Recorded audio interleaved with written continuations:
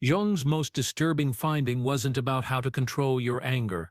The talk was about people who never get mad and how that makes them mentally impossible to hurt.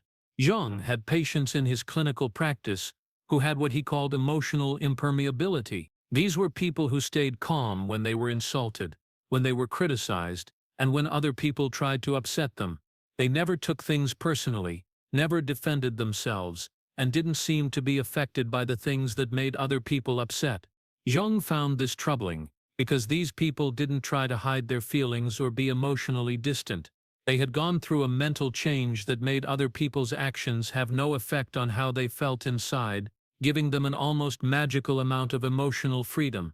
Today, I'm going to show you Jung's scariest finding about people who never get mad and the mental process he thought could make anyone not care about what other people do. Jung's most disturbing finding began with a patient he wrote about in his private notes, a successful businessman who came to see him in 1919 not because he was in pain, but because other people didn't like how he didn't show any emotion at all.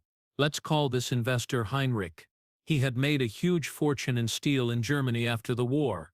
People who worked for him were scared of him, not because he was mean or violent, but because nothing could make him mad. Assaults were thrown off of him. Not being able to defend himself made him curious. He was interested in betrayal instead of hurt by it.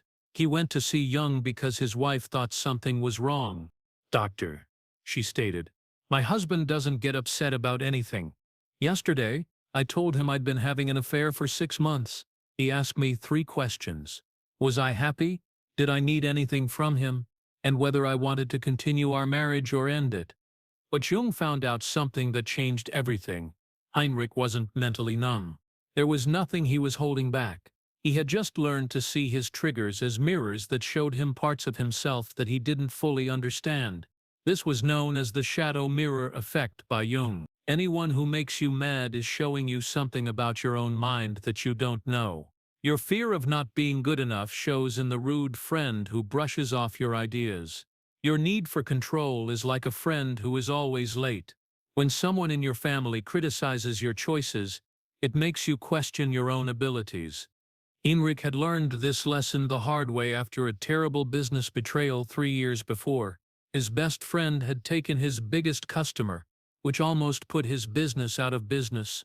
Heinrich didn't want to get even, so he asked himself one question: what part of me is this person reflecting? He was shocked by the answer. His partner's greed showed Heinrich how he hid his own fear of being poor.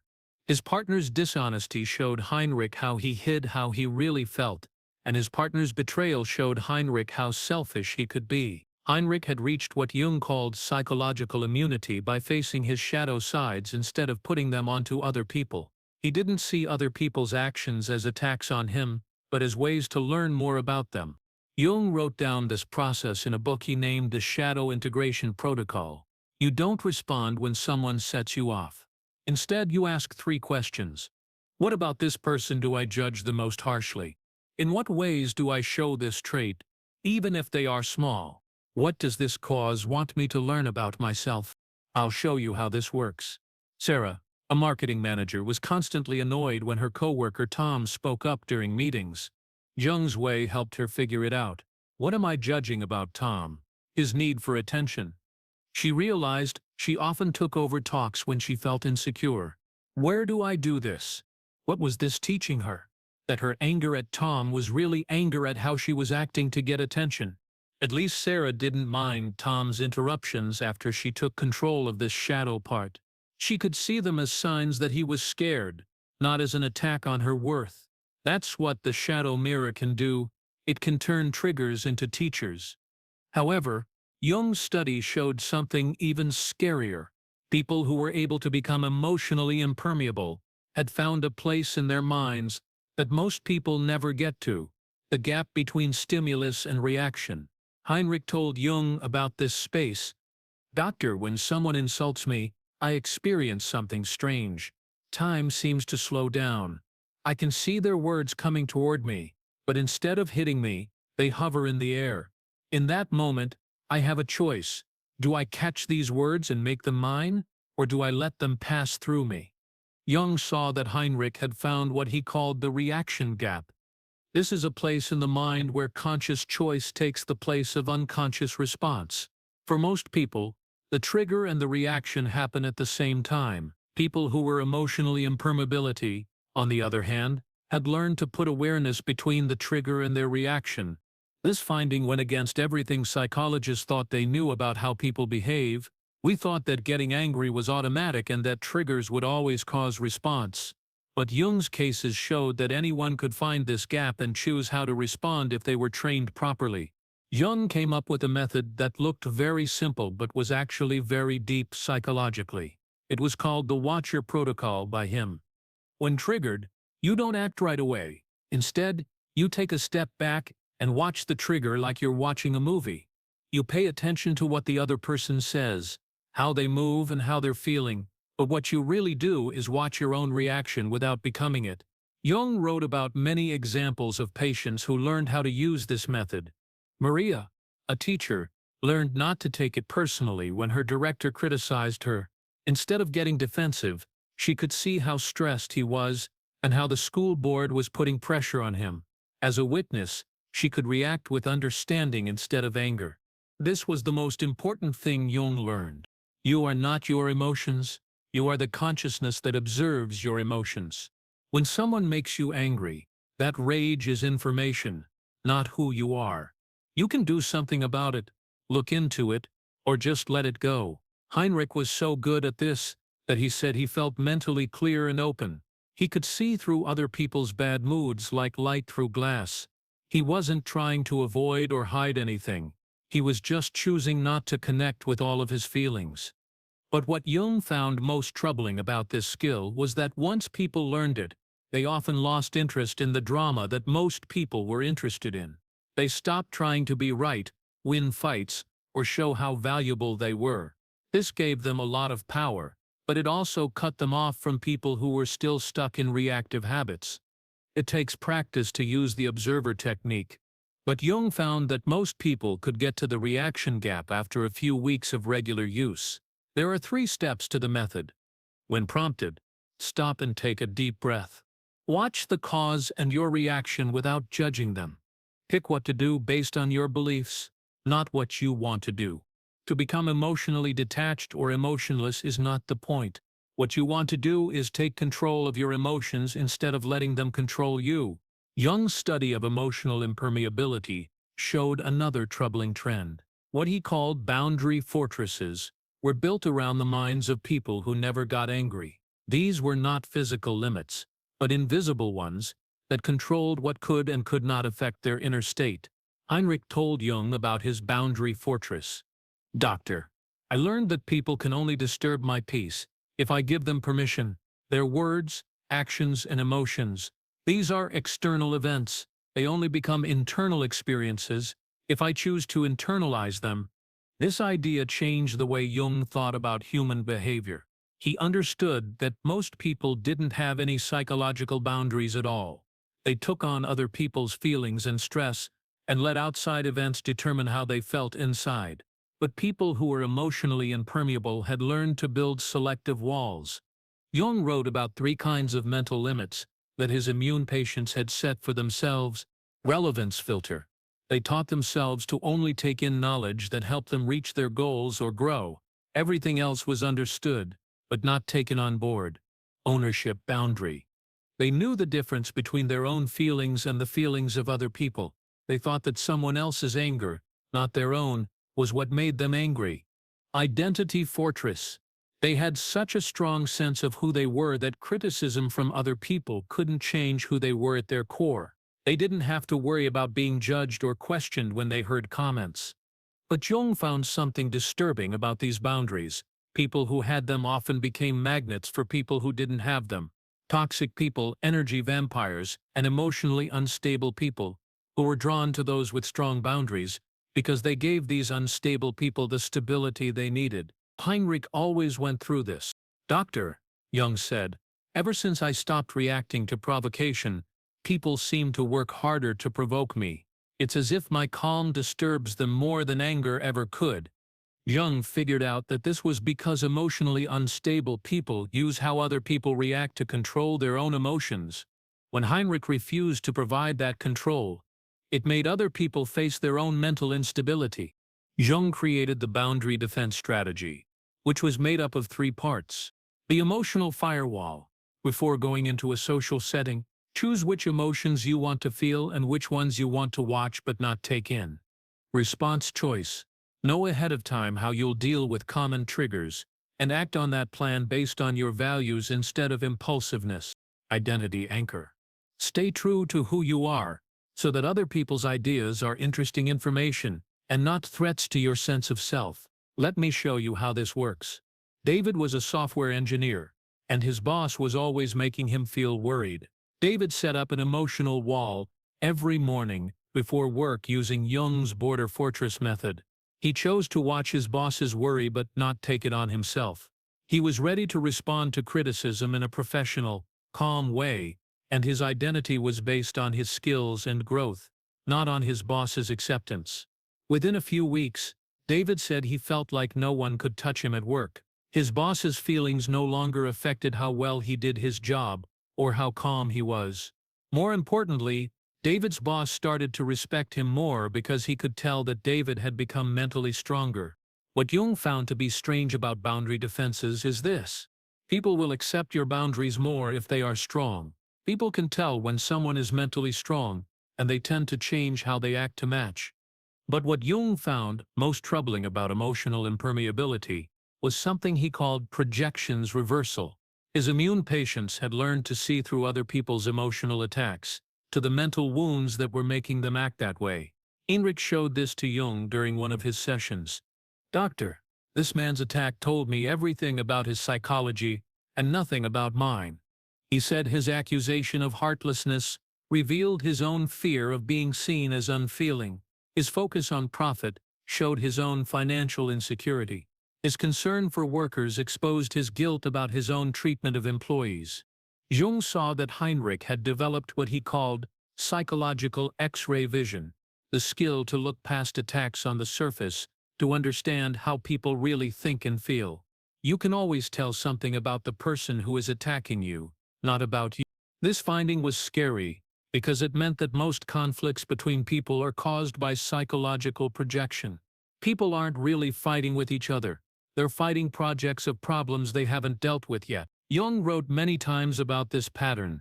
People who are nervous about their looks will criticize your looks. People who are unhappy with their own successes will criticize your success. And people who are doubting their own choices will judge your choices. That being said, Jung found it most disturbing that once these projections were made clear, it was almost impossible to take personal insults personally. You start to feel sorry for the people who are angry because they are going through mental pain. Heinrich talked about this change. "Doctor, when someone attacks me now, I see a wounded child lashing out in pain. How can I be angry at a child for crying? Instead, I feel curious about what hurt them and whether I can help." This is the highest level of psychological protection. Jung found out, when you can see others' attacks as expressions of their pain rather than assessments of your worth, you become completely unbothered by their behavior. 3 diagnostic questions are used in the projection reverse method. What trait are they criticizing about me when they attack me? In what areas might they have trouble with this trait? What kind of pain or fear could be making them attack? Let me use a real-life case to show this. Lisa, a graphic designer, was devastated when a client said her work was completely unprofessional and amateur. She used projection reversal to ask, "What are they attacking? My professionalism? Where might they be struggling with this?" The client had said they felt like a fake in their field. What pain drives this fear of their own unprofessionalism being exposed? This new information changed how Lisa responded. She didn't take the criticism personally. Instead, she saw it as the client coming out of their own professional fears. She dealt with their problems in a professional way, while keeping her own peace. But Jung worried about a bad thing that could happen if you learned how to reverse projection. Once you can see through everyone's mental defenses, it's hard to keep real interactions going. You might feel like you're surrounded by hurt kids instead of partners. Heinrich went through this. Doctor, sometimes I feel like I'm the only adult in a world of hurt children. I can see everyone's pain so clearly that I struggle to take any of their behavior seriously. Jung knew that this was the price of psychic immunity. Knowing a lot about people can make you emotionally distant from their problems. The key is to be able to see other people's pain without losing empathy for them. The last thing Jung found about mental impermeability might have been the most upsetting. He didn't just teach his patients how to avoid being triggered. He also taught them what he called emotional alchemy, which is the skill of turning every trigger into psychic gold. Heinrich explained how this works. Doctor, I no longer see difficult people as problems to avoid. I see them as teachers bringing me exactly the lessons I need for my growth. Someone is more helpful to my growth if they can set me off more often. This was the exact opposite of how people normally think and feel. Heinrich didn't try to avoid triggers. Instead, he eagerly sought them out as chances to grow. Instead of seeing difficult people as enemies, he saw them as unconscious friends who were helping him grow as a person. Jung understood that this was the highest level of emotional impermeability, turning every problem from the outside into a chance to grow on the inside. His immune patients had learned to use the bad things that other people said to help them grow as people. Heinrich outlined a methodical process. When he was triggered, he wouldn't react or just watch. He would ask right away, "What is this person teaching me about myself? What weakness are they exposing that I need to strengthen? What shadow aspect are they forcing me to confront?" But here's what Jung found most disturbing. People at this stage of psychological growth were almost impossible to emotionally control, manipulate, or beat. Every weakness they could have had was turned into a strength. You know this in your heart already. You don't need external approval to make you feel better, so it can't do that. You use feedback to improve yourself, so it can't bring you down. You can become emotionally impenetrable, but not by wearing armor. Instead, you can do this by turning every struggle into a learning experience. This emotional alchemy involves 3 ways of changing things. Trigger mining means actively getting useful information from everyone who made you feel bad. Shadow integration means using the way other people act to help you figure out and fix your own psychological wounds. Power synthesis means turning every weakness you find into a power you can use. I'll show you how this process works. Marcus, who was in charge of sales, was always annoyed by his team's reasons and laziness. Rather than just controlling his response, he turned his feelings into gold. He asked, "What am I learning from their laziness if I expect others to share my drive without understanding what drives them? Is this a sign of my weakness that I can't inspire instead of demand? What strength can I work on? The ability to inspire people through relationship instead of force." Marcus used his trigger to turn it into a chance to grow. He learned how to connect with his team's personal goals by studying motivation psychology. This helped him become one of the best leaders in the company. His trigger was the thing that led to his most significant career growth. Yet Jung warned of the bad things that could happen with mental alchemy. When someone achieved it, they might focus so much on their own growth that they forgot to care about those who were still having trouble with basic emotional regulation. They might start to think they are smarter and more important than other people. Heinrich went through this. Doctor, sometimes I feel like I'm conducting a psychology experiment rather than living a human life. Every interaction becomes a chance to study human nature rather than connect with another person. Jung understood that the hardest part of emotional impermeability was staying human while reaching psychological transcendence. That wasn't the goal. The goal was to become anti-fragile, which means stronger and more caring through every difficulty. Jung said, "The acceptance of oneself is the essence of the whole moral problem, and the epitome of a whole outlook on life. To be truly immune, you have to accept both your strengths and weaknesses." Jung called the last step of emotional alchemy compassionate immunity. This means using your mental strength to help others instead of distance yourself from them. Heinrich finally learned not to use his immunity as a shield, but as a bridge to help other people become more emotionally strong. Jung's last thoughts on emotional impermeability showed that its real goal is not to avoid human connection, but to engage with it from a strong psychological stance. This stage was called compassionate warrior, because it meant someone who could stay calm while still feeling deeply about other people. Behind the scenes, Heinrich slowly changed into a kind fighter. At first, his protection kept other people away from him. People found his unwavering calm disturbing and even scary. Jung taught him, though, that real emotional protection means being able to make other people feel safe and understood. Dr. Heinrich said, "I realized my immunity was incomplete if it only protected me. True strength means creating space for others to feel their emotions without judgment while maintaining my own center." Jung wrote about how Heinrich learned to help other people by using his mental strength. He didn't have to stay calm when his wife was upset. Instead, he could give her space without taking on her feelings. He was able to listen to his workers' problems without adding to their stress by taking it on himself. This is the paradox Jung found about being emotionally immune to everything. It means keeping your humanity, not going beyond it. A compassionate fighter can feel other people's pain without actually being in pain, see other people's chaos without becoming chaotic themselves, and help others without getting worn out. Based on Jung's observations, I came up with the method of emotional aikido, which means using other people's emotions to help them instead of fighting or absorbing them. When someone makes you mad, you use that anger to find ways to solve problems. When someone makes you sad, you change it into kindness. You turn fear into knowledge. When someone brings it up, Heinrich was so good at this that people started going to him when they were having the worst stressful times. Just being around him seemed to calm other people down. But he didn't do this by being emotionally detached. Instead, he did it by being emotionally masterful, which means he felt everything but wasn't ruled by anything. Jung's last notes on Heinrich showed the most important secret of emotional impermeability. Heinrich has learned to love the humanity in others, while not being affected by their chaos. This may be the pinnacle of human psychology, being completely vulnerable and completely invulnerable at the same time.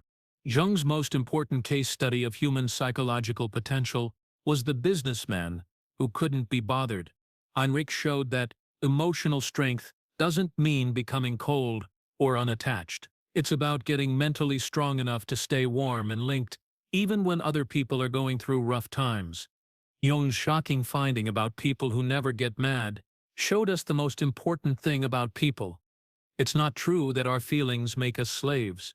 Anyone can build the psychological immunity that makes other people's actions have no effect on your inner peace if they understand how to do it and practice it. Jung thought that every person could go through the whole process of psychological growth that Heinrich did, from integrating his shadow to building boundary walls, from emotional alchemy to becoming a compassionate fighter. You've learned about the psychological techniques Jung wrote about in his most secret case studies today: the shadow mirror that turns irritants into teachers, the gap between reactions that lets you choose how to go after them, the wall around your mental space that keeps others out, the flip of projection that helps you see through other people's attacks, the mental magic that turns every problem into a chance to grow, and finally, the kind fighter who keeps people alive while getting immunity. The most upsetting thing Jung found wasn't that some people never get mad. It was that this ability shows the huge psychic potential that lies dormant in every person. It's not a question of whether you can build mental strength. You need to decide if you are ready to take the psychological power that Jung showed you to have. Remember Heinrich's last thought: "Doctor, I learned that true strength isn't about what can't touch you. It's about what you can touch without being changed by it." Now is the start of your journey to mental immunity. Every spark is a chance to learn. Every tough person is a reflection of you. There is a chance for psychological alchemy in every task. Someone who doesn't fully understand you is the only one who can make you feel bad. Take what Jung found to be upsetting and make it your freeing truth. It's possible for no one to bother you ever again. Thanks for watching. We'll see you in the next video.